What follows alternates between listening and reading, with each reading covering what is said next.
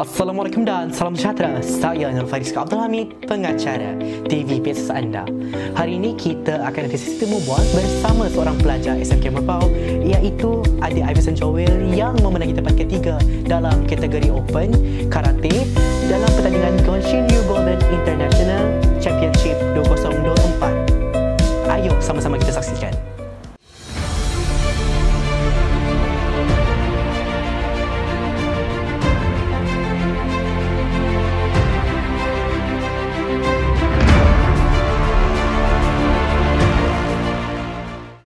Assalamualaikum dan salam sejahtera. Saya Nur Faris Abdul Hamid, pengacara TV PSS anda. Baiklah, hari ini bersama saya pelajar yang cukup dikenali ramai, ketua pengawas kita iaitu adik Iverson Joel yang mewakili nama sekolah dan juga Sarawak ke pertandingan Gonshin Ryu Golden Jubilee Anniversary International Championship 2024 di Kuala Lumpur, betul? Yes.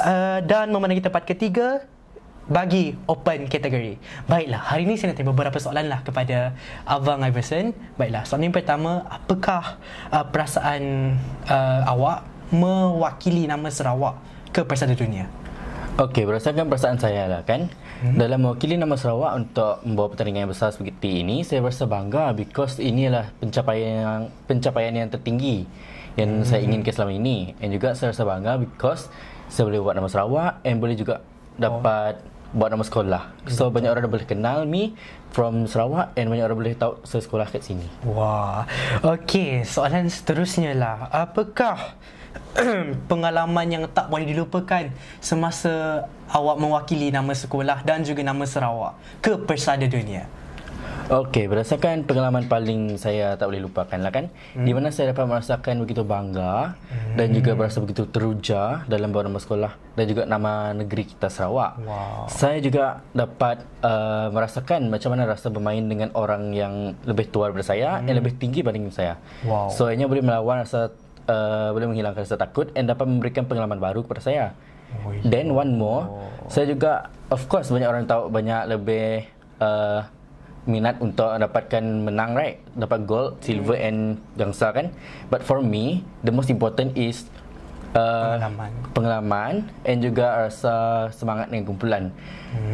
So menang atau kalah tu ialah perkara kedua, ilmu yang baru dan juga pengalaman baru ialah yang pertama. So menang kalah I don't care, asal aku dapat pengalaman baru. Yo. Faham. Okey, soalan yang terakhir ataupun soalan yang dinanti-nantikan, siapakah pemberi motivasi kepada awak dalam sukan karate ni? Okey, yang memberi motivasi pada saya adalah first of all, mesti dah punya coach kan, iaitu Coach Faizal dan juga Syihan Cikgu Jumari. And then yang kedua adalah kawan baik saya daripada college, iaitu mungkin segelintir dah kenal ataupun segelintir belum. Kami dua ada kawan lama, so dia kerap kali memberikan saya motivasi kalau saya rasa ingin down ataupun saya rasa ingin keluar daripada sukan ini, tapi dia asyik memberikan saya sokongan dan semangat. So, daripada sini kita dapat lihat menang kalah tu nombor dua. Yang penting pelajaran tu ialah yang pertama. Jadi sokongan pelajar juga adalah penting, sokongan daripada kawan dan juga coach sendiri yang mendorong kepada kemenangan Abang Iverson Joel. Jadi sekian saja berita pada hari ini. Saya Nur Faris Abdul Hamid melaporkan berita TV PSS Merbau.